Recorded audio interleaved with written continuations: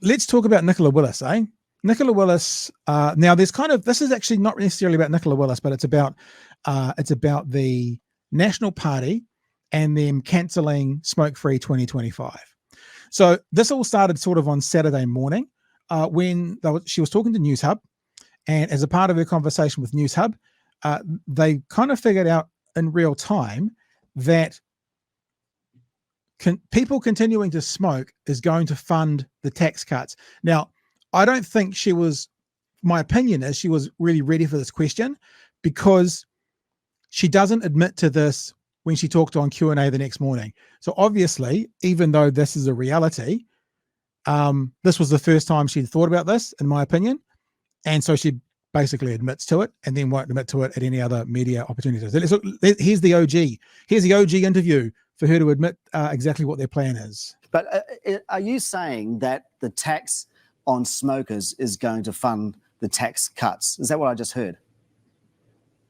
What you saw in the pre-election fiscal update was that Treasury assessed that the effect of drastically reducing the number of shops that could sell tobacco products, denicotising those products and introducing a range of restrictions would significantly reduce revenue to the Crown. Right. So we'll be asking for updates on what impact that will have, because both New Zealand First and the ACT Party were insistent that they wanted those regulations reversed, and we've agreed to that in these coalition agreements. Okay, so smokers will fund the tax cuts because New Zealand First and ACT want the smokers to have access to cigarettes. Okay. Then he moves on. So it's pretty clear. And let me say this. Listen very carefully. She distanced herself from it. And another clip I'm going to play within the next 10 minutes, Luxon distanced himself from it. She said because ACT and New Zealand First want it, and he says later on because ACT and New Zealand First want it. I will just remind us always of that beautiful thing that Bomber said when he was on and talking about David Seymour. If you open the door, then you are responsible for anything that breaks. I'm sorry, in coalition government, you don't get to palm this off Nicola Willis or Christopher Seymour. This is all on you. You don't get to step away from it and go, no, we don't have anything to do with this. Oh, but we have to. This is all on you as much as it is on the other two that you want to seem to lay it off from. We go into Q&A, right? And I'm just going to keep going, Chewy, because it's sort of all one big thing. We can stop in between as we're going. But we go to Q&A now, where she's talking to Jack Tame. And Jack Tame just sets it up, talking about, again, more New Zealanders will die from smoking, from the smoking law changes. Scrapping the smoke-free changes will bring in more taxes because more people will be smoking. Do you accept it will also mean more people will die? Well, I just want to take you back a step, because the logic for the smoke-free changes is not about tax revenue. The logic from both ACT and New Zealand First, when they came to the negotiating table. Do you hear that? ACT and New Zealand First, distance, was their concern that changes planned for the future to those laws would have a couple of nasty side effects. Interesting words. The changes to the law are going to have nasty side effects. I wonder if she realizes getting cancer has some nasty side effects as well. But more importantly, ACT, New Zealand First, think that changes to the law will have some nasty side effects. What are those nasty side effects, Minister Willis? One, they were concerned about the emergence of a big black market for tobacco, unregulated, untaxed. Second, they were concerned that by vastly reducing the number of retail outlets to around 600, that we could see a huge increase in retail crime, ram raids, people being put in danger. So they're concerned. Yes, Joey, I heard you breathe. Sir, what would you like to offer? So we're not finished yet, but what would you like to offer? So they think the restrictions on a product, a drug, if you will, people want to use and use themselves, would cause an untaxed black market. I know, don't want that. And so their solution is to loosen restrictions. Yeah.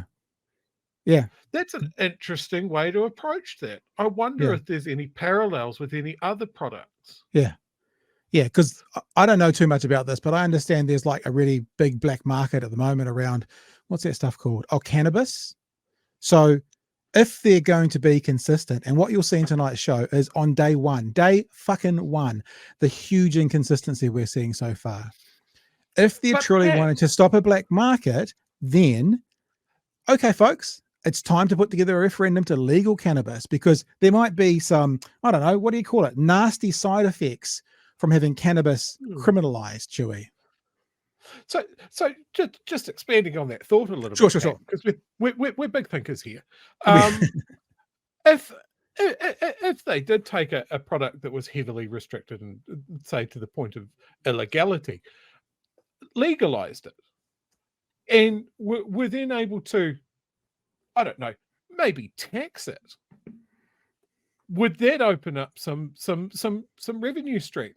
I believe there was has obviously fucked up their numbers so bad that they're pulling this out of their ass. I believe that the last time we talked about cannabis reform and decriminalizing it, the number $500 million a year was mentioned as tax take and not to mention the health benefits and the regulations that would apply to people having to sell legal cannabis. Yeah. So they'd make more money. They'd save money from freeing up police resources and that sort of thing. Yeah. And they'd also punish the gangs. And isn't National the party of numbers and tough on crime? Yes. Interesting. Oh, so what you're saying, I'm a bit dim. You're saying massive unrelated, absolutely unrelated to what we're talking about here. It's fine. Correct me if I'm wrong. What you're saying is that would harm people committing crimes by taking resource away from them and give them income, which would help their numbers. But that can't surely. There must be something wrong here, because surely they'd see that, and if they'd see that, they'd I'm a big stupid fuckhead, so I must have got it wrong somewhere. Yeah, like Nicola Willis has his lovely hair done on a Sunday, and is I assume the Minister of Finance or something. Yeah. Like surely not big old hamhead here with a fucking idea or two. No. And we've been watching her for 90 seconds, and she still hasn't answered the question yet of more people dying. So maybe we'll just see if she ever gets to that. Concerns were around the regulation. I'd invite you, I think you've got David on the show later, to talk more about where they're coming from on. Yeah, please talk to David, because it's nothing to do with us. That. And what we've agreed in the coalition agreements is not to proceed with the further changes that the government was planning. That doesn't go to my question. You're the government. You accept that scrapping those changes will mean more people will die. Well, I have not seen advice or analysis of that, so I'm not prepared to give you an answer. They studied. I have not seen advice or analysis to that, so I'm not prepared to answer that question. So let's just spell this out. Let's just spell this out. If smoking now continues for the next 100 years legally rather than the next 3, will the people smoking beyond that 3-year time period, some of them die from smoking? Now, let me just put it this way. Chewy, if tomorrow the number of cars on our road went up by 100%, in one night, the number of cars doubled on our roads, I don't think I would need to seek advice to answer the question, do you think there'll be more deaths on the road from a car accident?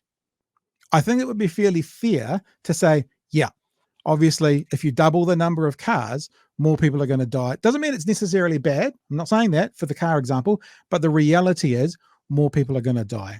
Someone on Twitter this weekend said to me, had a bit of a crack, you'll be surprised, Joey, about, well, that's what they do. They have to go to their, to the analysts and talk it all out. And I'm like, if she truly does need to get advice on more people smoking, will that lead to more people dying from smoking? Then we are more fucked than we thought. Unless, of course, Chewy, she's lying and being a coward, running away.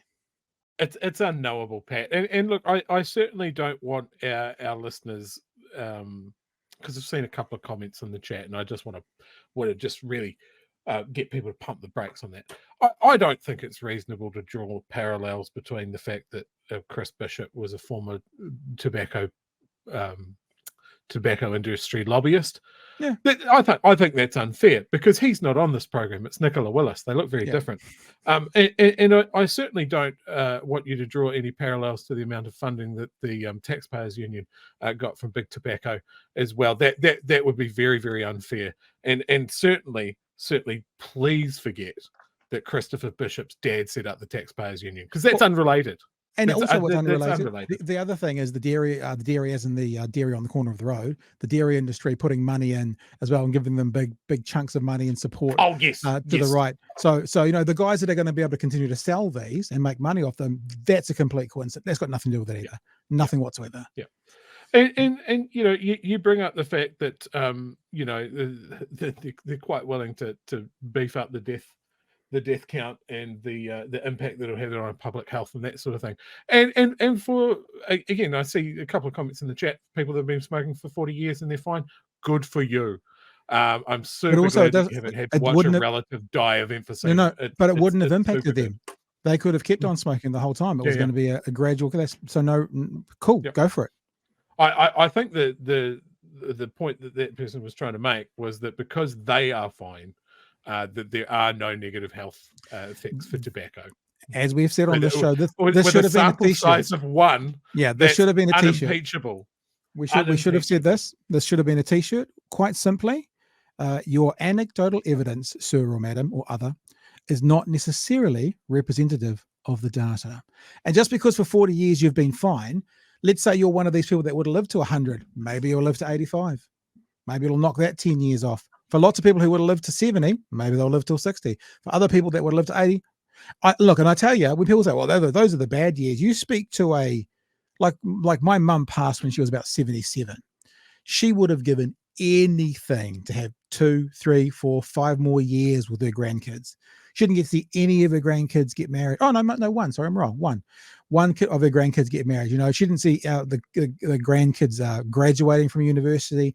And so, it's easy to say, last 3 years are bad. But when you're in that moment in your mid-70s, early 80s, whatever, most people would give anything for another few years. Most would. And so, more power to you if you want to die 5 or 10 years earlier than you would have. But most people aren't in that camp. Most people are regretful when they get to that stage of their life because they realize that they've shortchanged themselves because of things like smoking. It's as simple as that. But Pat, can't we exchange people that have made a bad choice for a small weekly pay cut for landlords? Sorry, a tax break for landlords. I mean the squeezed middle, low income earners. That's who it's for, right? Absolutely for it. Let's get to the end of Nicola Willis and her arguments and conversations back with Jack Tame. Studied the potential changes before they were introduced, did modelling around the numbers. At the moment, 5,000 people a year die from smoking-related disease in New Zealand. But they're all Labour voters, so I don't care. And the numbers... I joke, obviously. Released before these changes were introduced suggested that they would save about 8,000 lives by the year 2040. 8,000? Well, there is an ongoing commitment from this government to reduce the number of people smoking, to stop people smoking in the first place, to reduce the harm from smoking, to support people to quit. And you will see that in the way that Dr. Shane Reti goes about his health leadership. Dr. Shane Reti has been thrown a hospital pass. I wonder if he knew this before he said yes. He is a former Northland GP. Northland has a very high population of Māori citizens. Māori are one of the worst hit with this smoking issue. He is on record, I put it on my Twitter feed over the weekend, go look at it, for saying how this will help Māori and the youth, people under 30, this legislation. And now his partners, his government, who he's in charge of, who are in charge of the country, I reckon have thrown him a hospital pass. And one of the reasons I think you know that is no one's heard from him. I requested an interview with him. Of course, they're not going to come talk to us. But what can he say? The question to Dr. Reti is going to be, is more people smoking a good thing for the health of New Zealand? He's a doctor, a former Northland GP. Of course, he has to say no, but he can't say no because that would make his party look foolish. So he'll just say nothing, Chewy. Maybe he's one of those doctors from Mad Men. That's just like, yeah, cigarettes are cool and they have massive health benefits, and don't look into it because look at how cool I am. Yeah, it's ridiculous. Like, God, I remember I was in high school when the first big push against anti-smoking and that sort of thing. And all of this has worked. It's fucking industry leading. When I traveled, I was blown away by how much people in Europe smoke. Yeah. Like it's so marked when you come back here that people don't smoke, and then they don't smoke in as many places. You know, when we took the cigarettes out of bars and venues and that sort of thing. Oh my God, it was so good. And that prompted people to not smoke in their own homes. They go outside to smoke because, of course, it's fucking shit. There's all of these people in the chat that smoke, and there's like one person that is kind of like, yeah, it's pretty good. Everybody else is like, I've been smoking for 40 years and I hate it. I don't want to see anybody else start smoking as young as I did. I wish I could quit. I have relatives dying in their 50s because they smoked. Like if you said, hey, we'll give you $10 a fortnight out of your taxes, but you get to pick a relative who dies of lung cancer. No one's going to take that bet. Yeah. No one's going to. It's a shit deal. It's a shit trade. These guys are fucking dreaming. All right, let's get to the end of Nicola before we go on to Mr. Luxon. See, Lux. Is it really the end one of the Nicola? things that has dropped smoking rates significantly in recent years is that people have chosen to take up vaping instead, which obviously I don't want my 13-year-old taking up vaping, so be very clear about that. But equally, for people who were using a much more harmful product, that has helped them with Do you have stopping any smoking. moral reservations about these changes? Well, I would be really worried if we were going backwards from where the law currently is. And as you know, the law currently restricts access for minors. It makes smokes very expensive so that they are hard to obtain. There are significant health warnings in shops. Access to those products is pretty restricted. But these next steps were world leading. Well, they haven't been done before, and therefore there is no proof or evidence that they would have had the effects that were promised. That's what So no leading moral is, Nicola. Well, as I've said to you, morally, I want fewer people smoking. Okay. And I think that we need to keep that goal in mind. We're not going to do that, though. There's another talking point talking point for you, and you'll hear Luxon do it. You can see how in the mornings they get their email talking points, right?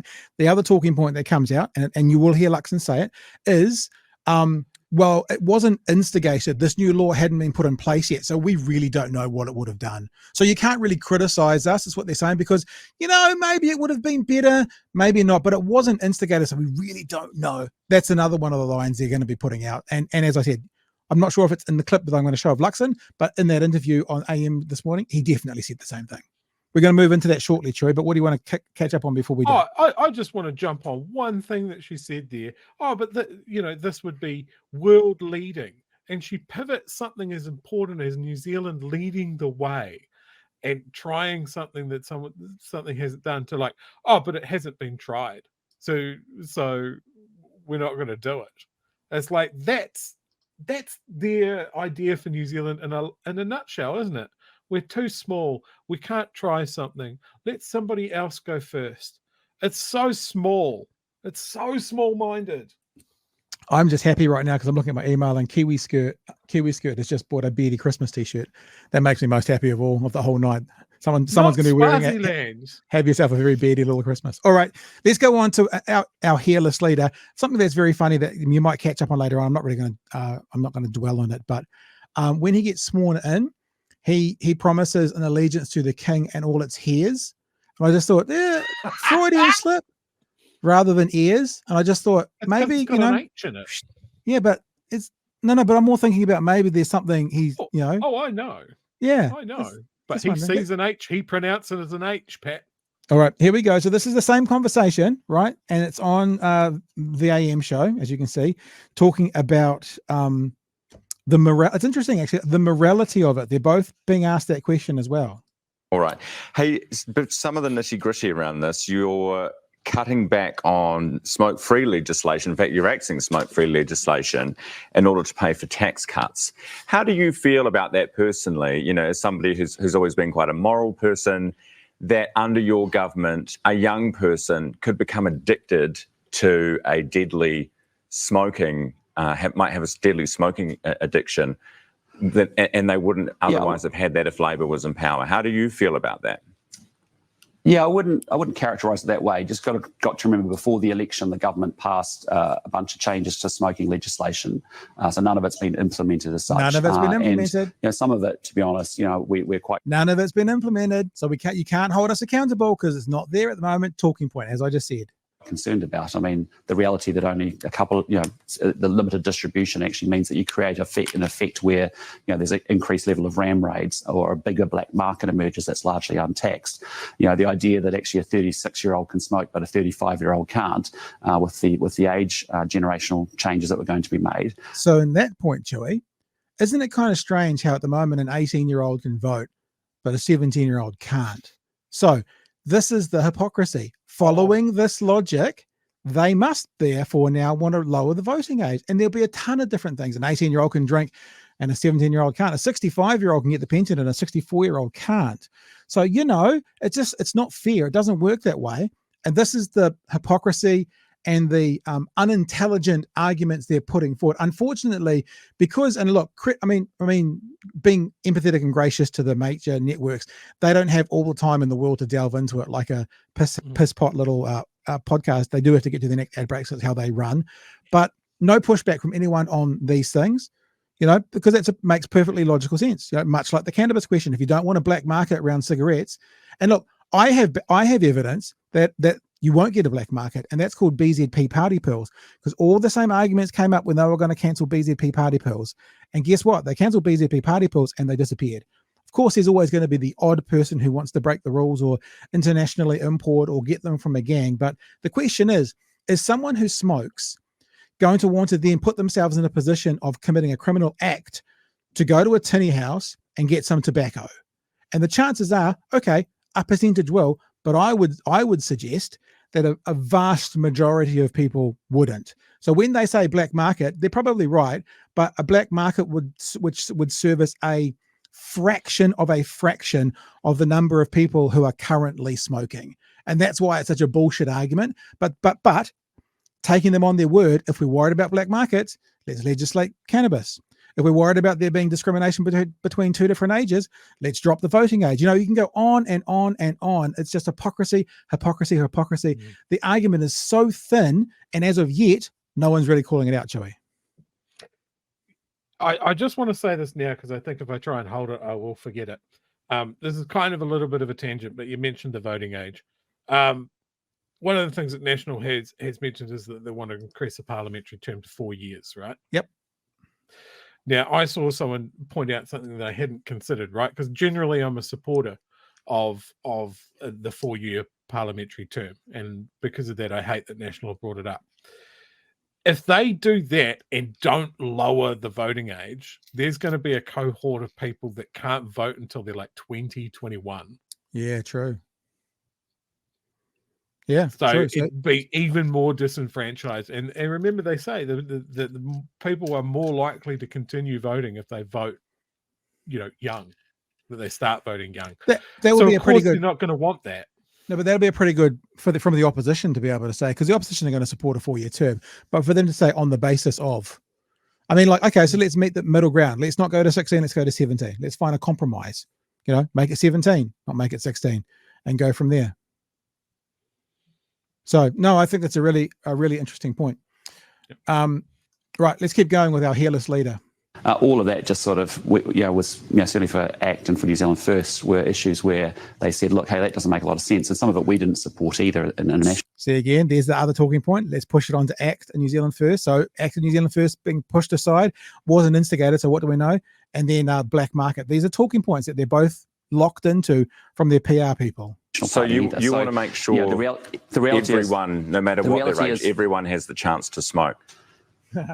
Well, no, what we want to say is we want to continue to see smoking coming down, right. and it has been coming down tremendously under successive governments. We'll continue that pathway. Good education. We'll continue to encourage people. Vaping's taken a lot of that smoking drive away, which has been fantastic. We want to make sure that vapes aren't sold to under 18s, and we'll have stronger penalties in that space. But, the reality is we'll continue to drive, and encourage people not to smoke. But the changes that the government were making, we think, have some unintended consequences that aren't actually helpful. And it wasn't actually a drive to fund our tax tax plan. That's a byproduct of that. But what I just say to you is, the reality is those actions were things that the government proposed in legislation before the election haven't been implemented. Not sure what the impacts of those would actually be. And the result is, when you've actually limited distribution and you're the only place selling smokes in some towns in New Zealand, you're a massive target for crime and for ram raids. There will be a big expanded black market that will be largely untaxed. And then also, I don't think the age thing kind of works in my view. So that was our aversion to that. The age thing doesn't work. Okay. Couldn't you make the same argument for cannabis? I mean, you're talking about you not wanting to have a black market, wanting to be able to tax the externality. Why don't you do a similar thing with cannabis? Yeah, different story, different effects. But I mean, the reality here is we've got a tool. Different story, different effects. Now, I'm surprised he didn't say, let me be clear to you first, because he normally says that right before he says something that's utter gobbledygook. Different story, different effects. What the fuck does that mean? Oh, okay. Let's just move on. And vapes, which has actually helped a lot of people come off smokes, which has been good. Now we've got to make sure that we protect young people in particular and their access to vaping, and that's important. We've got tougher consequences there. We'll continue to drive smoking down, as successive governments have done through good education. But just saying that the government's ideas were actually the great ideas that are going to take the whole thing forward, we just disagree with that. There you go. So you heard those same talking points, and those shit show. And those talking points are utter nonsense.